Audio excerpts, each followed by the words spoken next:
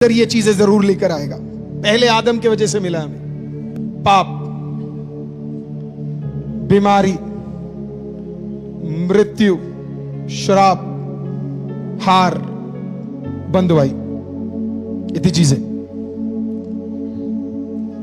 एलिया आया, मूसा आया, एलीशा आया, आइजाया आया, एज़ेकेल आया, बड़े बड़े दिग्गज आए,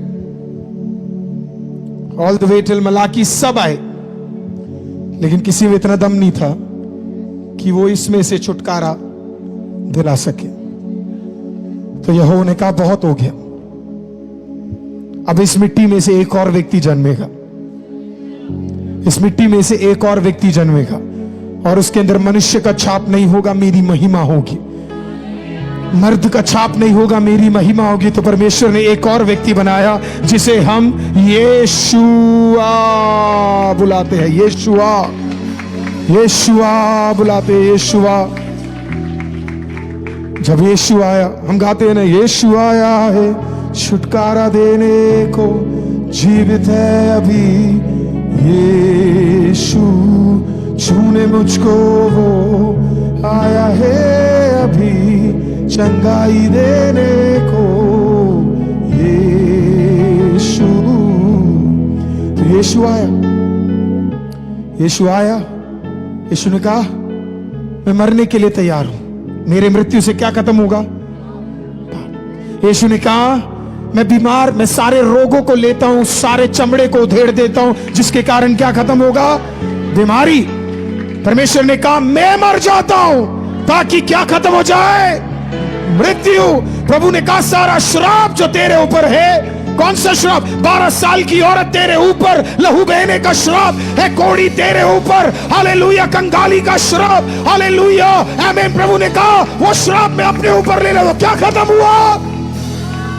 प्रभु ने कहा तेरे लिए मैं हारने के लिए तैयार हूं, आई एम रेडी टू, मैं हारने के लिए तैयार हूं, मैं तेरे लिए हारने के लिए तैयार हूं। प्रभु ने सारी हार किसके ऊपर ले ली? अपने ऊपर ले ली, ताकि तुझे मिले सक्सेस, ताकि आपको मिले सक्सेस, आपके हाथ आशीषित हो, आप एग्जाम में पास हो, आपका बिजनेस ब्लेस्ड हो। खुदा ने सब कुछ ले लिया।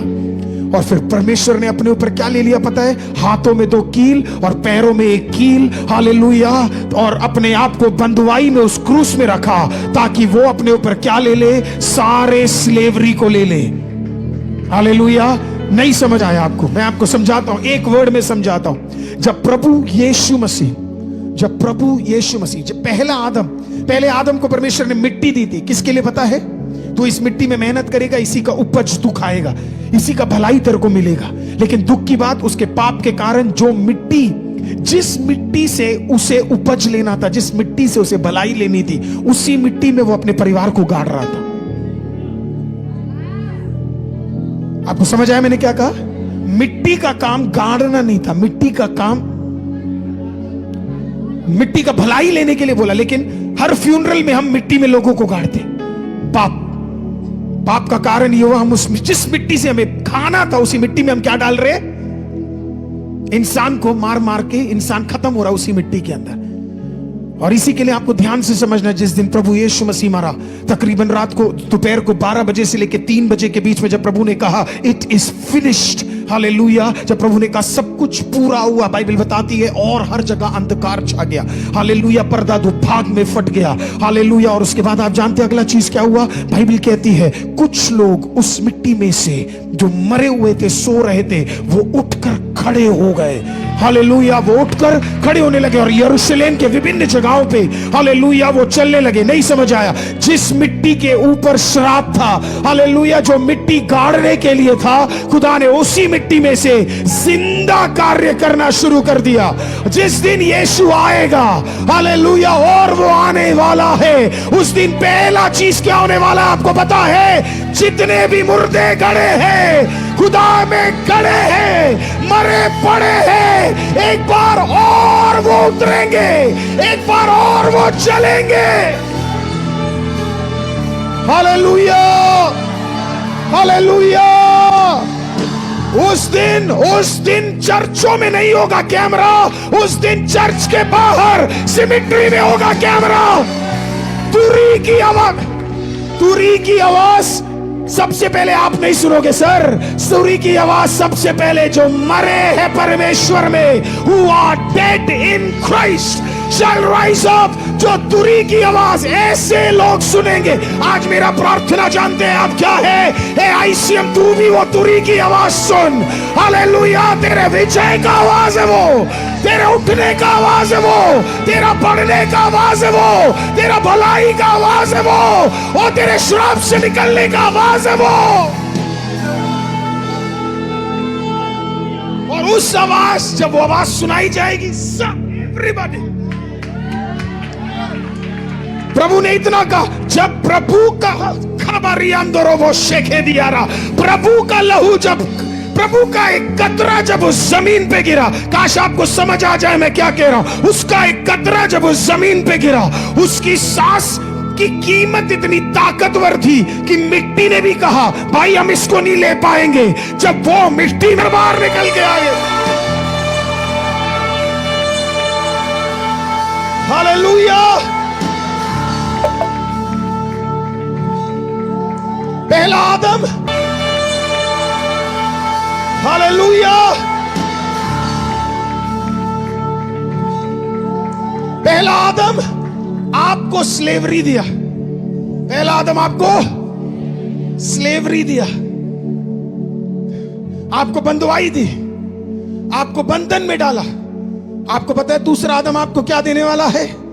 दूसरा आदम आपको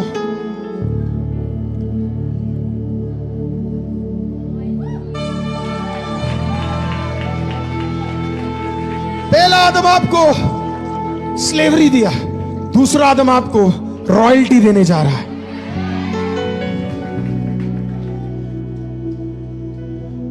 मसीह को बोला जाता है कुछ नहीं मिलेगा इस दुनिया में, सब स्वर्ग में मिलेगा करके। किसने बोला? मेरे पिता ने सब कुछ उधर भी मेरे लिए तैयार किया है और बहुत कुछ मेरे लिए यहां भी तैयार करके रखा हुआ है। पहला स्लेवरी लेकर, बंधुआई लेकर आया। आज अगर आप बंधुआई में हैं, आप उसमें से निकलने जा रहे हैं। ज्यादा दिन अब आपको बंधुआई में कोई नहीं रखेगा। कोई आपको कह रहे कोई बात नहीं, कल तू निकल जाएगा। उसको बोल, क्यों कल, जब यीशु आज यहां पे है।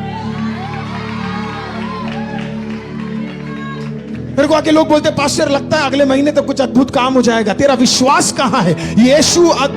यीशु जब किसी घर पे जाता था, और यीशु जब किसी भवन में जाता था, और यीशु जब किसी सिटी में जाता था, छुटकारा अगले हफ्ते नहीं आता था। छुटकारा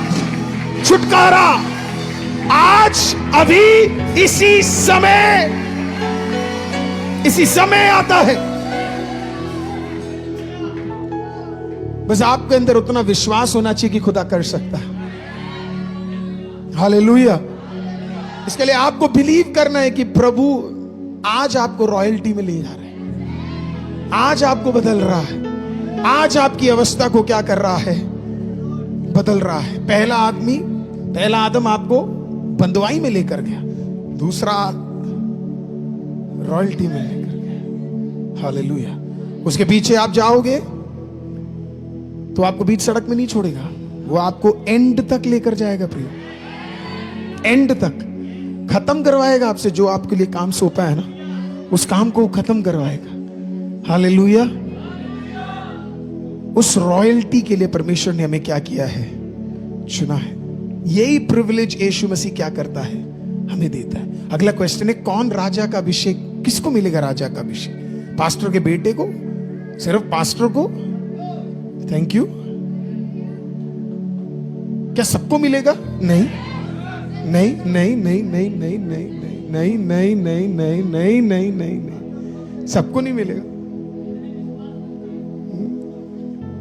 आज एक वर्ड दे देता हूं आपको, जो सबसे ज्यादा नम्र होगा प्रभु उसे सबसे ज्यादा उठाएगा।